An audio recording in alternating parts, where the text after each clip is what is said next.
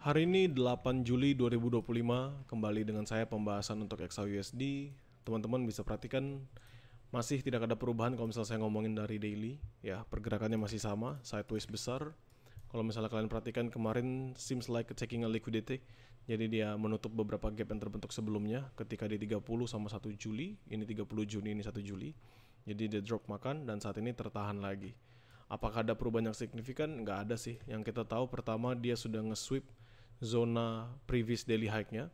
Previous daily low sangat-sangat jauh ya karena di 3296 ya. Dan seandainya ini memang strong kuat nahan, maka possible lagi naik terus ke atas sampai ke 3360-an lagi. Ngeretest supply sebelumnya yang ada di sini. Yang ada di 2 dan 3 Juli ya. Jadi possible dia bisa ngeretest sejauh itu seandainya nanti pergerakannya melanjutkan bullish momentumnya. Kalau kita ngomongin secara daily tentu ini adalah part atas ya. Jadi ini sideways atas, ini kan titik equilibrium. Titik equilibrium pertengahan ini yang saya gambar di sini. Ini titik equilibrium, titik pertengahannya. Dan kalau misalnya teman-teman perhatikan saat ini dia bergerak di atasnya. So range-nya tentu adalah dari tengah tersebut 3280 sampai paling atas di 3400-an. Ya, jadi kalau misalnya still within that level, dia masih akan terus melanjutkan penguatannya, atau paling enggak ya paling tertahan aja. Jadi ini masih sebatas sideways. Apakah ada news yang signifikan? Nggak ada. Ini sebatas FOMC meeting minutes, yang mana cuma sebatas penjelasan dari bulan lalu aja. Kalau misalnya dia drop lebih dalam, tentu kita bisa manfaatkan level sideways di bawahnya. Untuk sekarang daily no changes, still the same, masih ada pergerakan yang sama. Apakah dia akan bergerak bullish? We never know. Apakah dia akan lanjut bearish? Also we never know. Jadi still the same, tidak ada perubahan. So di daily kita bisa skip terlebih dahulu untuk sekarang. Now kita masuk ke Wanda kita masuk di H4 kita ngomonginnya between naked chart. Dalam naked chart ini ada hal yang menarik teman-teman sekalian ya. Ini Senin kemarin up drop, ini drop, ketahan di jam 12, ketahan di jam 4 sore. Akhirnya apa? Akhirnya dia berhasil bullish di sini. Di jam 8 malam dia berhasil bullish, lanjut lagi di jam 12 malam dia berhasil bullish dan tertahan akhirnya within this level. Ya, akhirnya dia tertahan within this level. Kalau kalian perhatikan, tentu ini adalah zona yang sangat menarik ya. Kenapa? Karena ini adalah level yang mempertahankan agar XAUSD tidak berhasil break lebih tinggi. Namun, seandainya tidak berhasil break, pembentukannya akan menarik. Kenapa? Karena jadinya inverted head and shoulders. Ya, ini kalau secara besarnya tentu di sini, ini shoulders, head, dan di sini will be a shoulders. Kalau misalnya dia berhasil break, bakal strong bullish. Maka dia perlu untuk nge-sweep habis 3350-an ke atas. Gunanya buat apa? Gunanya agar dia bisa balik ke 3400. Kalau misalnya kita ngeliat dalam lower time frame di sini, ya kita tinggal menunggu aja sampai hal tersebut terjadi ya. Sampai hal tersebut bisa terbuka, bisa ada kemungkinan dia melanjutkan bullish momentumnya. Jadi secara langsung saya bisa bilang still bearish, ini dihambat, masih turun jauh banget dari sini teman-teman. Turun, tidak ada perubahan. Kalau misalnya lihat dari daily tadi kalian lihat sideways. Dan kalau misalnya kita turun ke H1 pun sebenarnya bullishnya tapi bullish minor aja. Bullishnya sebatas bullish di sini aja. Selebihnya still within the bearish momentum.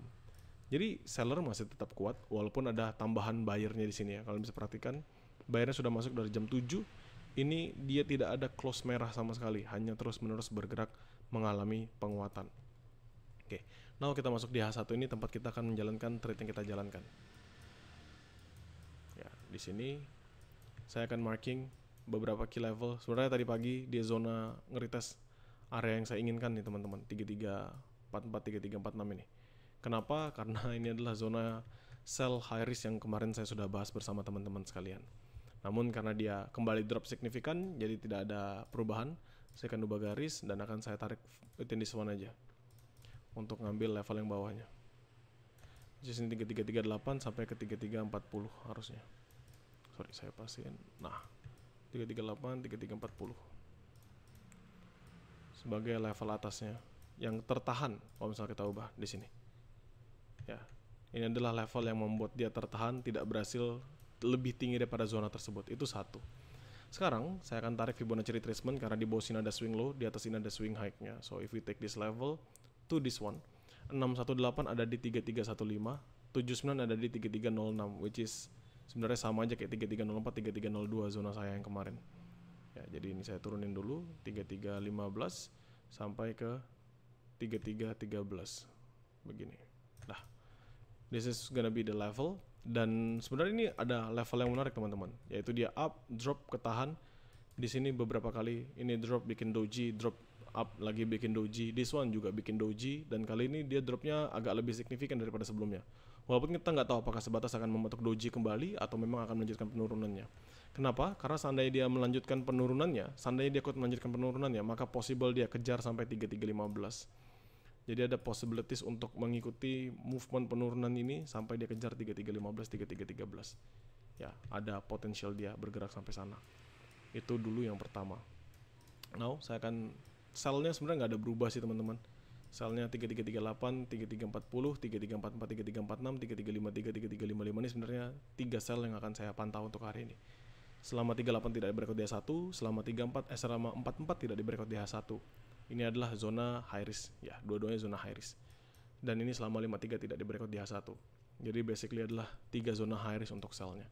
Untuk buy tentu 3315, 3313 selama 3315 tidak di breakout DH1 dan medium risk-nya, jadi nggak ada lagi zona di pertengahannya. Medium risk-nya adalah di 3304, 3302. Kalau saya turunkan dalam lower time frame, teman-teman bisa perhatikan ya. Ini kan tinggal di sweep habis aja nih.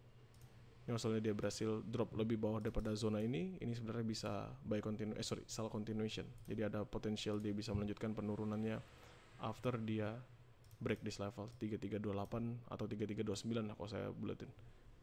Nah begini, seandainya dia bisa nge-sweep that level, tentu ini adalah zona yang menarik untuk dia mengalami penurunan yang signifikan. If we check by M5, apakah ada level lain? Nothing sih, tidak ada, paling di base yang minor ini aja, itu pun nggak terlalu ngaruh ya. Jadi paling tinggal nunggu level ini. Kalau misalnya berhasil di break, tentu dia akan drop lebih dalam lagi. Ya sama juga kalau misalnya nggak berhasil break, bisa boleh sebalik aja, bisa naik lagi untuk retest 3338, 3340.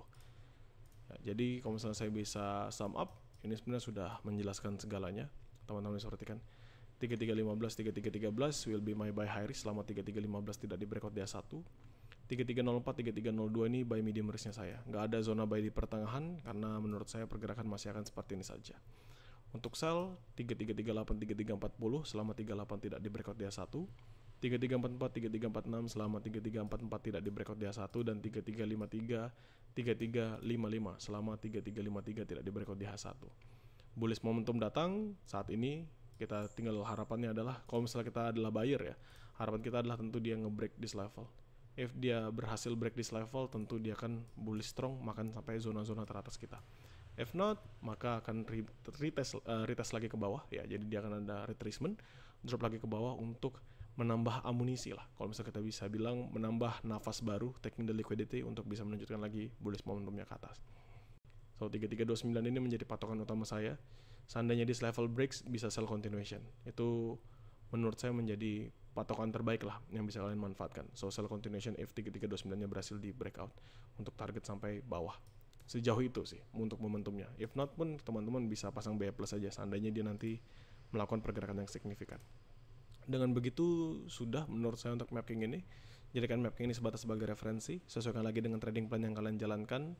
Dan bagi teman-teman grow count, nothing to be worry about karena saya pastikan selalu share hasil mappingan ini di dalam grup. Bagi teman-teman publik, kalian bisa menonton kembali videonya. Saya akan re-upload untuk penjelasan mapping XAUUSD ini di YouTube saya. Jadi kalian bisa nonton kembali tanpa perlu khawatir. Dengan demikian, terima kasih buat teman-teman sekalian. Semoga membantu ya, sesuaikan terus dengan trading plan yang kalian jalankan. Terima kasih.